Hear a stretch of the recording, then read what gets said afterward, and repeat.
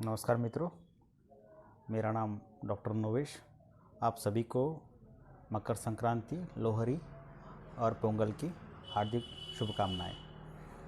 मैं आपको आज का विषय जो है, मैं मकर संक्रांति में जो तिल और गुड़ को बना के जो मेनली महाराष्ट्र में बनाते हैं, डिश बनाते हैं, उसको तिल गुड़ कहते हैं। कोई इसकी लड्डू भी बनाते हैं। तो ये जो तिल और गुड़ है, ये ऐसे ही हमारे संस्कृति में नहीं आया हुआ है। मेरा इस वीडियो को बनाने का मकसद यही था कि जो भी जो खाद्य पदार्थ है, डिशेस है, जो अलग अलग त्योहारों में बनाई जाती है, कहीं कहीं पे खीर बनाई जाती है, कभी रबड़ी या फिर बासुंदी कहते हैं वो बनाते हैं।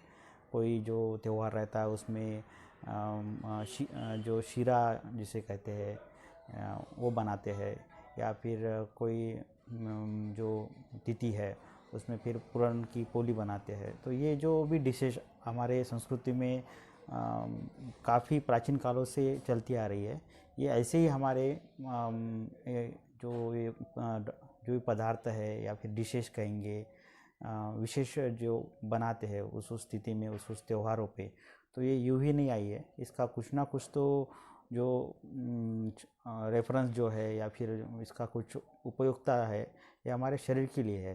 क्योंकि मकर संक्रांति के इसमें तिल और गुड़ को यूज़ करते हैं। तो तिल का जो गुणधर्म है, ये मधुर मधुर और उष्ण है। मधुर रस है इसका, मधुर विपाक है और उष्ण वीर्य है।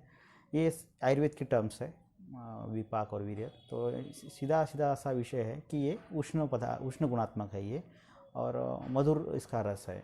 और ये जो तिल जो है, ये तिल वात के ऊपर अच्छा कार्य करता है। तिल का तेल भी कार्य करता है और खुद तिल भी कार्य करता है।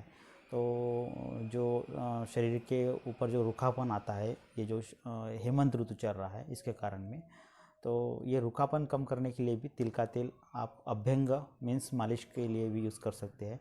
और खाने के जब हम तिल और गुड़ को अगर खाते हैं तो उसका भी उपयोग हमारे शरीर में स्निग्धता बढ़ाने के लिए होगा। क्योंकि ये जो रीजन है, हेमंत जो ऋतु चल रहा है, जो ठंडी का सीज़न है, तो इसमें रुक्षता ज़्यादा बढ़ती है, खुरदरापन जो है शरीर पे आ जाता है, या फिर इसको ड्राइनेस कहेंगे, ड्राई स्किन बनती है। तो इसमें भी हम तिल का अच्छा उपयोग होता है। और जो गुड़ जो है, इसका भी उपयोगिता है धातु के ऊपर में। तो रक्त, मांस, मेद और मज्जा, ये 4 धातु है, ये बढ़ाने के लिए ये गुड़ का उपयोग है।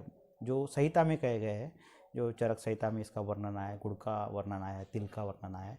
और तिल का जो प्रकार है जो है, वो कृष्ण है, श्वेत है, जो काली रहती है, वाइट रहता है, और एक रहता है अरुण वर्ण, भी रेडिश कलर की तिल। तो ये 3 प्रकार के तिल बताए गए हैं संहिता के आधार पे मैं आपको बोल रहा हूँ।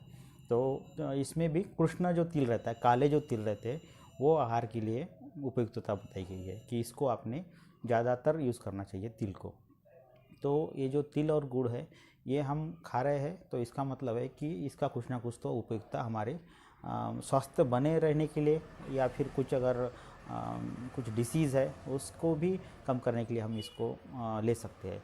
जैसे कि ये अभी आपने जितने भी कुछ पेशेंट होंगे जिसको आर्थराइटिस की तकलीफ है, एक तो संधिवात है, या फिर आमद जैसा है, या गाउटी आर्थराइटिस है, जो भी है, आर्थोपैथी जो है, तो इनमें आपने अगर देखा होगा तो ये स्टिफनेस इस सीज़न में ज़्यादा बढ़ जाता है।